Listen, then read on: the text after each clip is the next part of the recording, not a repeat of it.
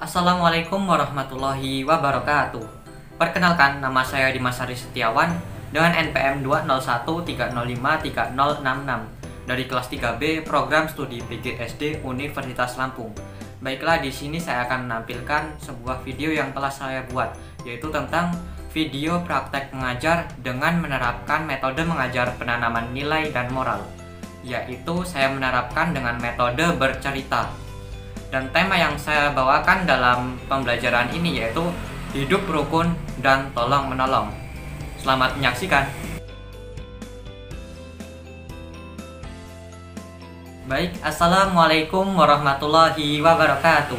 Selamat pagi anak-anak, bagaimana kabarnya hari ini? Alhamdulillah, luar biasa, manis senyumnya. Allahu Akbar, alhamdulillah, semangat semua. Baiklah, sebelum kita mulai pembelajaran, Bapak akan mengecek kehadiran kalian semua. Ridwan hadir, Bima hadir, Nathan hadir, Risa hadir, Rani hadir. Alhamdulillah, hari ini hadir semua. Baiklah, siapa yang di sini tadi masuk paling awal? Oh ya, Ridwan. Sekarang Ridwan pimpin doa ya.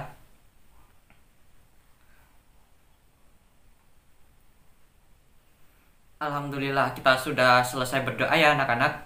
Pentingnya kita berdoa sebelum memulai dan mengakhiri pembelajaran, yaitu agar kegiatan kita berlangsung baik dan lancar dan diridhoi Allah Subhanahu wa taala. Nah, juga sikap disiplin harus kita tanamkan seperti Ridwan tadi yang masuk paling awal. Kita harus meniru sikap baik tersebut anak-anak. Baiklah, pada kesempatan pagi hari ini kita akan belajar mengenai hidup rukun dan tolong menolong. Di sini ada yang tahu mengenai hidup rukun dan tolong menolong? Oh ya, Ridwan, pintar sekali. Hidup rukun dan tolong menolong itu salah satu sifat terpuji. Ada lagi jawaban yang lain? Iya, benar sekali, Risa. Hidup rukun dan tolong menolong membuat kita hidup secara tentram. Baik, di sini Bapak ingin bertanya kepada anak-anak semua. Nah, dapatkah kalian hidup sendirian tanpa bantuan orang lain? Nah, pastinya tidak, karena manusia itu makhluk sosial yang hidup membutuhkan bantuan dari orang lain.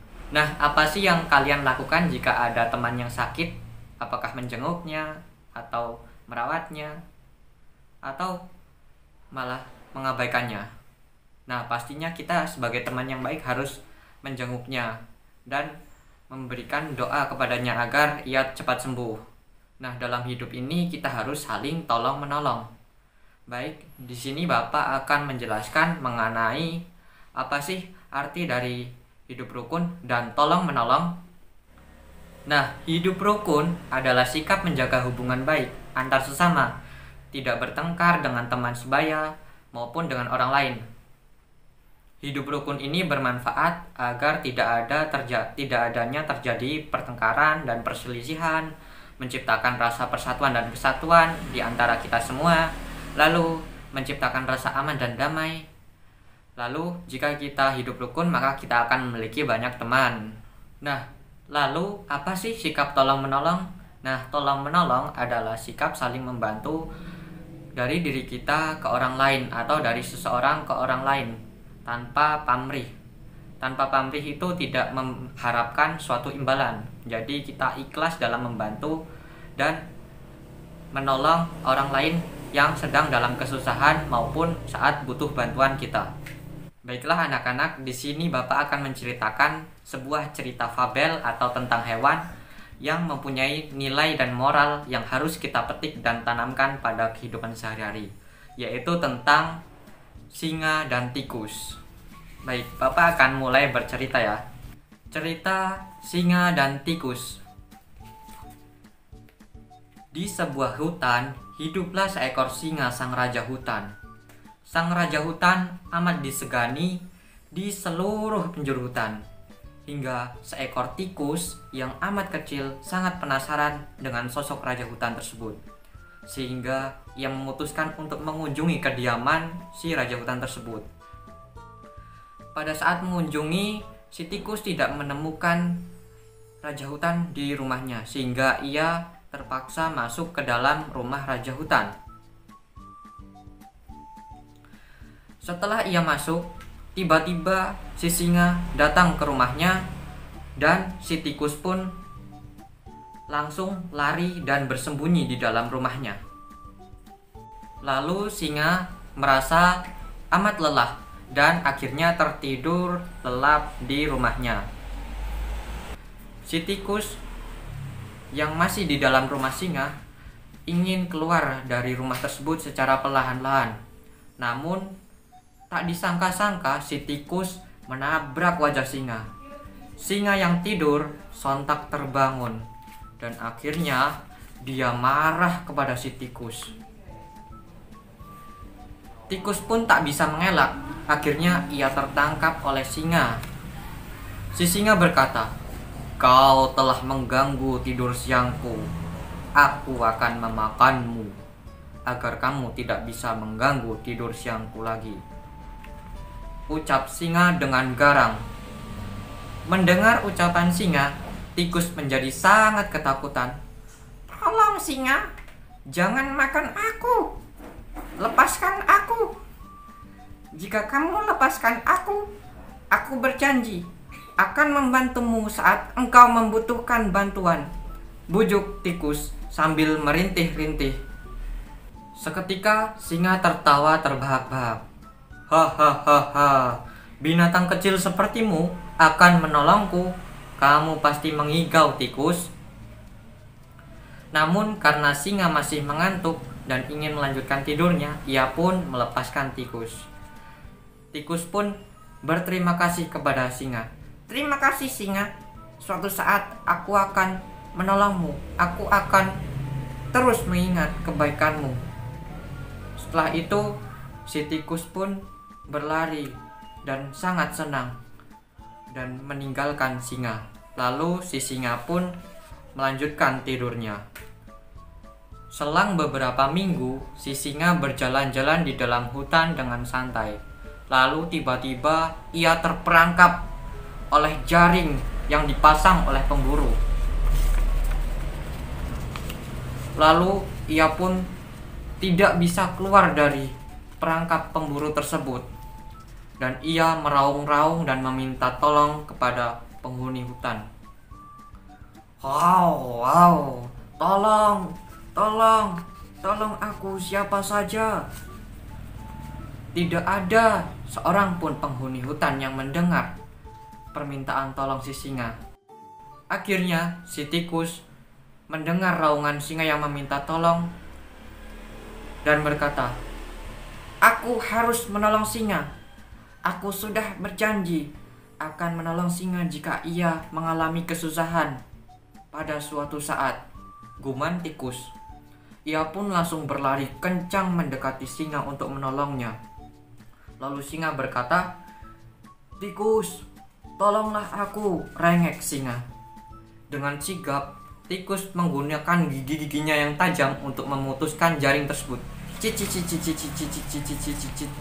Satu persatu jaring terputus. Akhirnya singa pun bebas.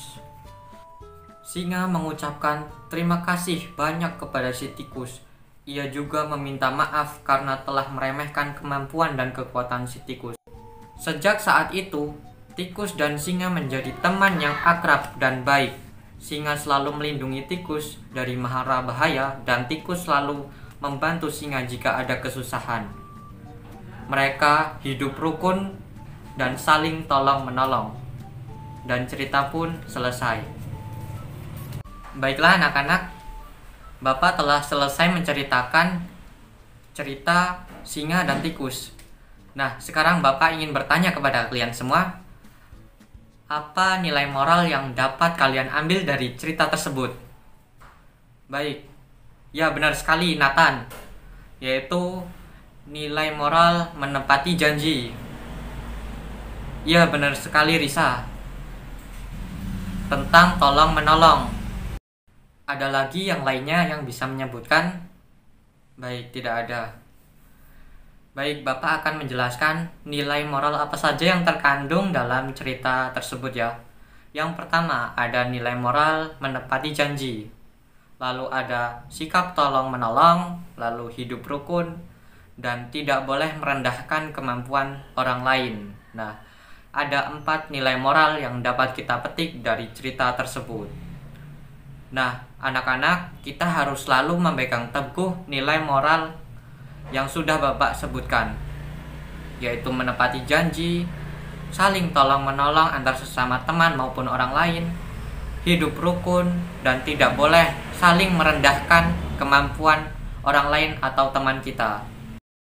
Semoga anak-anak semua bisa menerapkan nilai moral yang telah Bapak sebutkan tadi di dalam kehidupan sehari-hari. Tidak hanya nilai moral itu saja, tetapi nilai-nilai moral yang baik lainnya seperti disiplin, tanggung jawab, amanah, dan lain-lain.